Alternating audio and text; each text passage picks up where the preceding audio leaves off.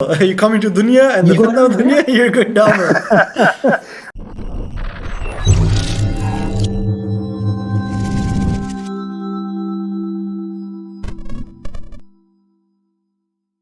Hey there, Assalamu alaikum everybody. Welcome back for another amazing video. Today I have a beautiful guest with me. He's a dear friend of mine, someone who I like to call my mentor and ustad, and sometimes my leader in various discussions. Today I have with me Saad. Saad is a hafiz of Qur'an and someone who understands tafsir much better than I do. So here today we're going to talk about riba. Before we get started, Saad, please give us a quick introduction about yourself. Asalamu alaikum. My name is Saad.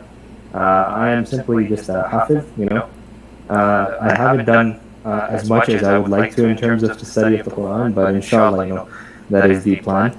But from the little that I know, I do like to spread whatever little knowledge that I have and benefit people. So that is a little bit about me. Fantastic. Okay, so Saad, please, share your screen and take it away. We're gonna go one by one, talk about the various verses when it comes to the riba and what the Quran has to say about riba. We'll obviously this is a podcast, so we'll go on a little bit of tangents about our personal experiences and whatnot. But yes, for sure, let's go with the first one. Bismillah. So I'm just gonna quickly share my screen. So I have open with me Surah Al-Baqarah over here, ayah number 274. Let's jump to that real quick. So right here, we begin to talk a little bit about spending in general in Islam.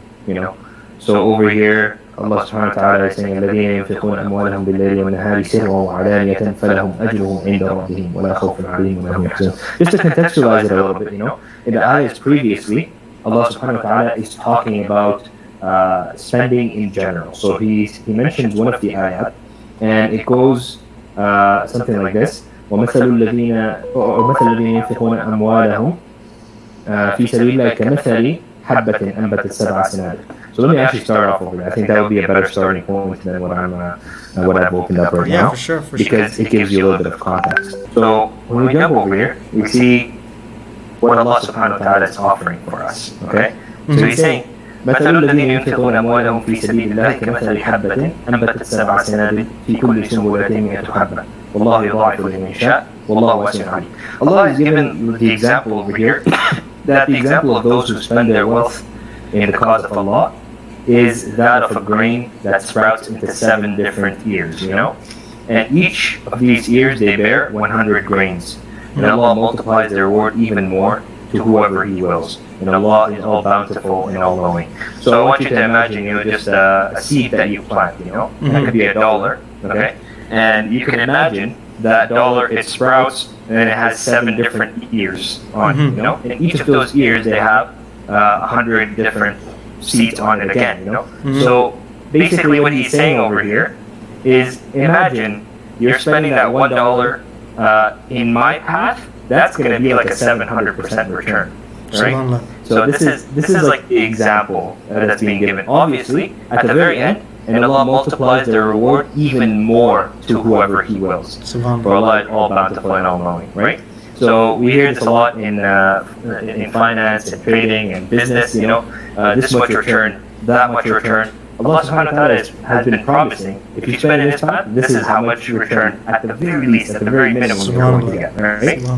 So now we get to the area where we were before, 274, After talking about all this and giving more and more examples, we come to those people who would rather spend in this life and consume the haram things of this life, right?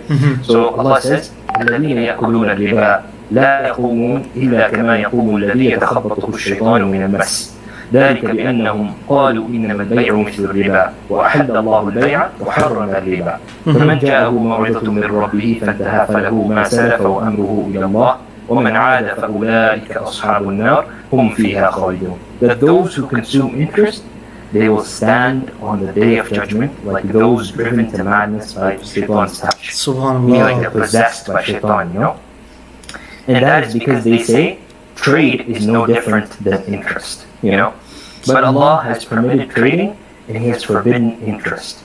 So whoever refrains after having received warning from their Lord may keep their previous gains, and their case is left to Allah.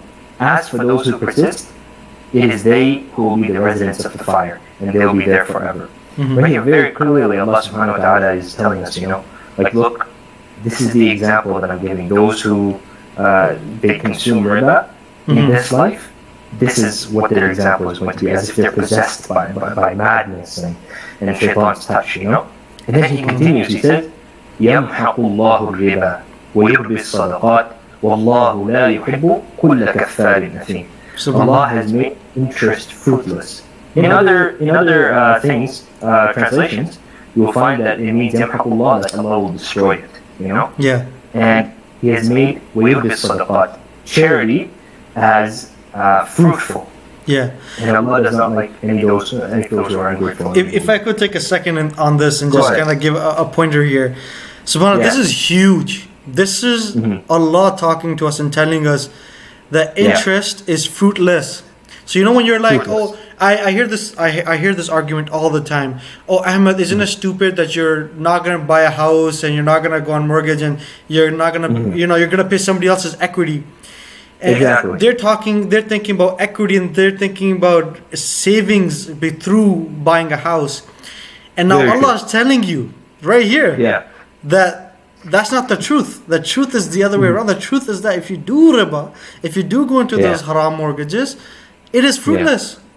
Maybe 100%. you might be able to pay off equity and save a little bit of money over the next 20, 30 years, but your house situation, look at that. Look at how your kids are being raised, how your kids behaving with you. I'm telling you, this is from a 100%. personal experience, that subhanAllah, when you go away from riba, there's more happiness, there's more gratitude that you have within your heart, within you, with what you have in your life. And yes, you are much more financially stable. Personal experience.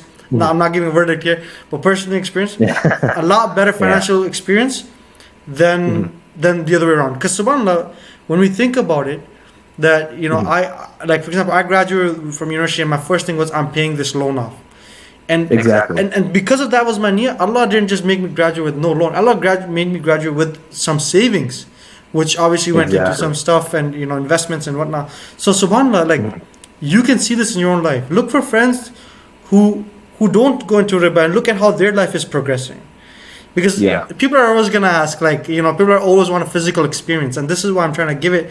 I'm trying to give you a physical experience, and so this is beautiful. Subhanallah, Jazakallah. Look, with regards to the home situation, I know for a fact that there's a lot of scholars and scholarly bodies that have permitted that because of necessity, right? We're not, but to be very honest, nowadays, you have a lot more options when it comes to financing a house, and in ways that are more Islamic finance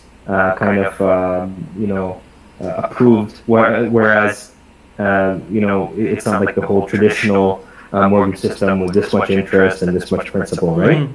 So there's newer options available, but I agree with you 100%. Like, look, when you buy a house and you have a mortgage or any sort of other thing that's interest product, there will be effects of that, 100%. There's many effects of that. If not in your money, it's going to be within your family, or it's going to be within your health, it's going to be within something else. You've witnessed it, I've witnessed it, and I know for a fact that those who are in it, they've witnessed it as well, right? Exactly. And it's just sometimes they're unwilling to really say, okay, that's because of that, But at the end of the day, what is halal, what is not halal? And I will continue this a little bit, but just with these ayat over here. Allah is saying, يَا أَيُّهَا الَّذِينَ آمَنُوا اتَّقُوا اللَّهَ وَذَرُوا مَا بَقِيَ مِنَ الرِّبَا إِن كُنتُم مُؤْمِنِينَ. O you who believe, O believers, fear Allah. Allah is saying, fear Him and give up outstanding interest if you are true believers. If you are a true believer, you will give up interest. فَإِن لَمْ تَفْعَلُوا فَأْذَنُوا بِحَرْبٍ مِّنَ اللَّهِ وَرَسُولِهِ وَإِن تُبْتُمْ فَلَكُمْ رُءُوسُ أَمْوَالِكُمْ لَا تَظْلِمُونَ وَلَا تُظْلَمُونَ.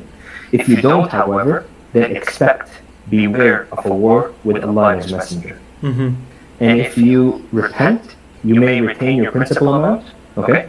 But neither inflicting or suffering any harm, وإن كانت ذو عسرة فنظرة إلى ميسرة وأن تصدقوا خير لكم إن كنتم تعلمون. If it is difficult for someone to repay that, postpone it until a time of ease. And if you waive it as an act of charity, it will be better for you. If only you knew. And then the final ayat in this group of ayat, وَاتَّقُوا يَوْمًا تُرْجَعُونَ فِيهِ إِلَى اللَّهِ ثُمَّ تُوَفَّى كُلُّ نَفْسٍ مَا كَسَبَتْ وَهُمْ لَا يُظْلَمُونَ. Be mindful of the day that you will all be returned to Allah. Then every soul will be paid in full for what it has done, and none will be wrong. Over here, these group of ayat, and just the ayat about riba in general, there's a very important concept in Islam of rizq, and I'm going to stop sharing my screen for a second. Yeah, for sure. You can see. So, in Islam, we have a very, very big and a very great concept of rizq. Whatever has been written for you, it's going to come to you no matter what. You're not going to miss out on it. So no matter what you see of other people, whatever they have, don't worry about that. Put that on the side. Worry about yourself and whatever you are doing. You're going to be tested according to how you earn it, okay, and according to how you spend it, okay. But it's going to come no matter what. So a lot of people, they worry that, okay, I'm not going to buy a house and I'm going to lose out on it, right? Yeah. That's not what's going to happen. Subhanallah. Very beautiful point. Very beautiful point. Exactly what is going to be given to you, Yeah. A lot of people, different products, and different types of investments, and you always think, okay, I'm going to miss out on it. Everyone else is getting rich. Everyone else is driving the latest cars, has 3, 4, 5 houses that they're renting out now, and you're like, oh, where am I? What am I doing? What am I doing in my life, right? Yeah. But every single person has a different amount written for them, right? Allah increases, decreases, and with that increase or decrease, there can be more barakah in it, or there can be less barakah in it. You don't know about that, right? Yeah. So you just have to honestly stick with the concept of rizq in Islam and try as best as you can to avoid this whole, interest, especially in this Western world over here. Yeah, for sure. And now it's all over the world because conventional banking is riba based, right?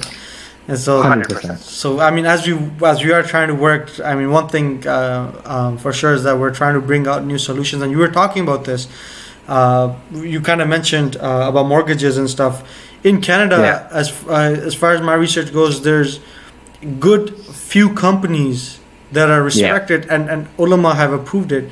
Why not apply for them or try them before going for the whole? It's a necessity. That's why I'm getting a riba-based mortgage. Let's be honest here.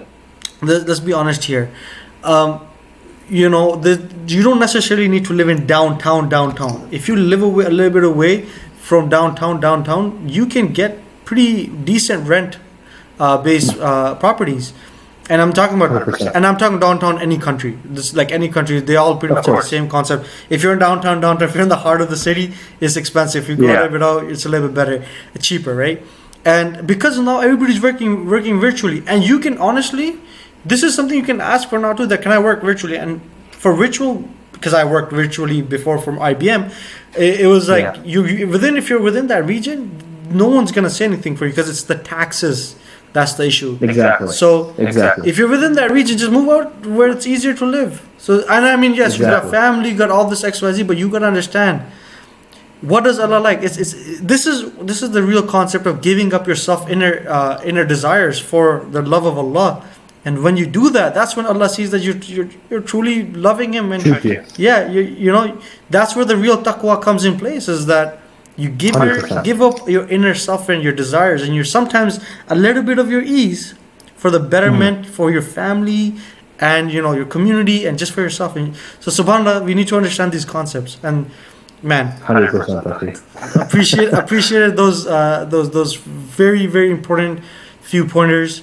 Anything else that you want to kind of share with us? I was thinking about it as well, and I had a really good point, which I completely forgot before this whole thing started. Well, but I think it was related to how the people in the past, for example, Bani Israel. There's another ayah in the Qur'an where Allah subhanahu wa ta'ala specifically mentions that, فَبِمَا نَقْدِهِمْ مِيثَاقَهُمْ, because of all of the promises that they broke and the riba that they used to eat, Allah subhanahu wa ta'ala, He made haram for them a lot of things that had been halal, So there's also a lot of, negative effects of it. For those who don't believe this to be the case, right? We're not going into the details of what riba is in Islam. You know, what types of it are permitted, what type of trade is permitted in general, and what exactly like the detailed specifics are of that. We're not going into that right now, you know. But just the broad overall picture in Islam, and the personal effects that you can have in your life, you know. So I think it's very important to remember it's not just with us; it's with people in the past as well. You know, they had the same law with regard to riba, but they broke those laws. You know, and so not only was it a matter of making things haram for them, but on top of that, Allah Subhanahu wa Taala He stopped favoring them. Bani Israel, and he chose a different faction of Ibrahim alayhi salam's descendants, you know. So there's also that if you do not follow the laws of Allah subhanahu wa ta'ala, Allah does not need us to be here, you know. He can easily replace us and give us and put people in the religion, and those who fight for the religion who are not scared of any blame from any critics, or who are not scared of upholding the religion rightly, you know. So it's a matter of where your allegiance lies. And here's another beautiful ayah in the Qur'an. I want to end off with this ayah. إِنَّ اللَّهَ اشْتَرَى مِنَ الْمُؤْمِنِينَ أَنفُسَهُمْ وَأَمْوَالَهُم بِأَنَّ لَهُمُ الْجَنَّةَ. Okay? That Allah has already made a transaction with you. You know, He's made a transaction with you way beforehand. And He says, I've purchased from the believers مِنَ أَمْوَالَهُم وَأَنفُسَهُم, your amwal, your wealth, and your life, okay, for Jannah. You've already made that transaction with Allah, you know. So don't go back on that transaction now, you know. Try your best to uphold that transaction, and don't go back on that. It's like you go downhill. You come into dunya, and you go down dunya, you're going downhill. I mean, we all go downhill to a certain extent, you know, because of the things that we do, unfortunately. And Allah forgive us all, but the concept is that we try our best to keep that transaction as good as possible, you know, as free from any taint as possible. Man, Sheikh, you know, I have like 4 various subjects that we can honestly have an entire podcast about, but I think let's focus this one just on riba, and I want to thank you for sharing those very fruitful and insightful points on riba, and talking about, you know, there's clear cut verdicts from Allah in the Qur'an about riba. 100%. We don't even have to do analysis. It's just we just read it, right? And it's not in detailed tafsir. It's translation.